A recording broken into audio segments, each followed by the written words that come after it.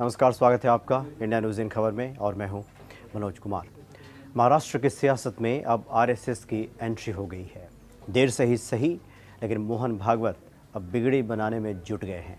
क्योंकि महाराष्ट्र में जिस प्रकार से सियासी घमासान मचा हुआ है, जो उठापटक की वहाँ पे स्थिति दिखाई दी, हालांकि राजनीति के लिए कोई ये नई बात तो नहीं है, फिर भी महाराष्ट्र की राजनीति को देखकर कोई भी राजनीतिक विश्लेषक किसी निष्कर्ष पे पहुंचता हुआ नहीं दिख रहा है। लगातार वहां पे घटनाएं बदल रही हैं। वर्षों पुराने साथी छूट गए, नए साथियों के साथ किस प्रकार की कवायद होगी, कैसा समीकरण बैठेगा, ये कुछ भी साफ नहीं हो रहा है। ऐसी परिस्थिति में मोहन भागवत ने अब एंट्री ली है, क्योंकि सबसे ज़्यादा इस घटनाक्रम से अगर कोई दुखी है, कोई चिंतित है, तो वो आरएसएस ही है। क्योंकि हिंदुत्व की प्रबल पक्षधर दो पार्टियां बीजेपी और शिवसेना, जिसका वर्षों पुराना नाता था, जो 27 सालों से एक साथ खड़े होकर के चुनावी सफ़र को पूरा करते थे और हर मुद्दे पर जो साथ रहते थे। संजय राउत ने कहा भी था, शिवसेना के नेता ने, कि एक वक्त था, एक दौर था कि जब बीजेपी के साथ कोई खड़ा होना पसंद नहीं करता था, उस वक्त भी शिवसेना ने साथ निभाया था। ऐसी सूरत में महाराष्ट्र में जो स्थिति दिखाई दे रही है, मोहन भागवत का चिंतित होना लाजमी है। इसलिए मोहन भागवत ने दोनों ही पार्टियों को चेताते हुए कहा है, चेताया है दोनों पार्टियों को, और कहा है कि स्वार्थ बहुत बुरी चीज़ होती है, चाहे प्रकृति में हो या फिर व्यक्तिगत तौर पे अगर हो।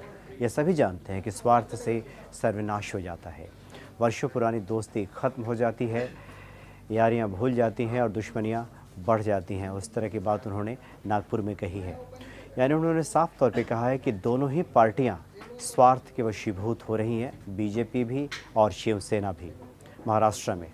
इसलिए दोनों ही पार्टियों को इस पर आत्ममंथन करना होगा, आत्मचिंतन करना होगा, और दोनों को सबक लेने की आवश्यकता है, क्योंकि इससे दोनों का नाश होगा।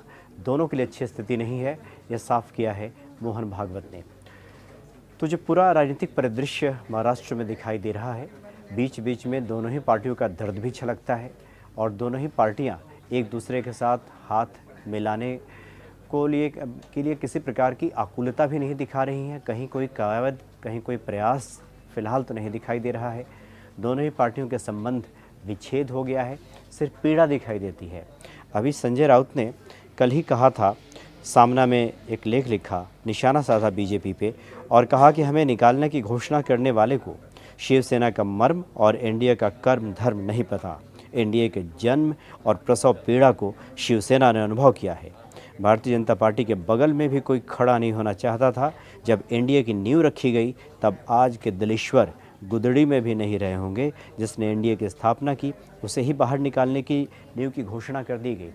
तात्पर्य यह है कि दोनों ही पार्टियों की छटपटाहट, या यूँ कहें कि वो अलग भी होना चाहती हैं, लेकिन भीतर कहीं न कहीं एक डोर, एक बंधी हुई है अदृश्य सा, जो दोनों को आपस में खींचती भी है, तभी यह दर्द छलकता है।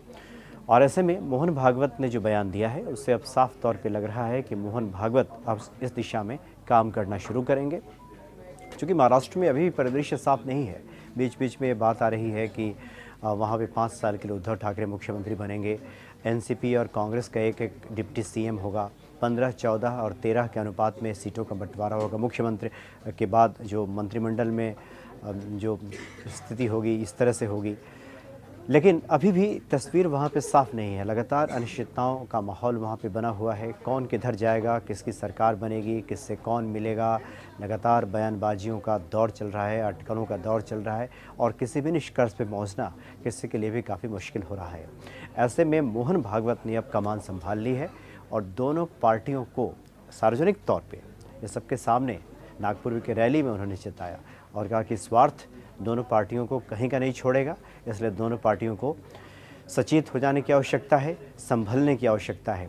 तो लगता है कि आने वाले दिनों में मोहन भागवत की ये कवायद, मोहन भागवत का ये प्रयास और दोनों पार्टियों को एकजुट करने की कोशिश शायद रंग लाए, और महाराष्ट्र में फिर से एक नया समीकरण वहाँ पे देखने को मिले। फिलहाल इतना ही। नमस्कार। इन खबर चैनल को सब्सक्राइब करें और बेल आइकन दबाना ना भूलें।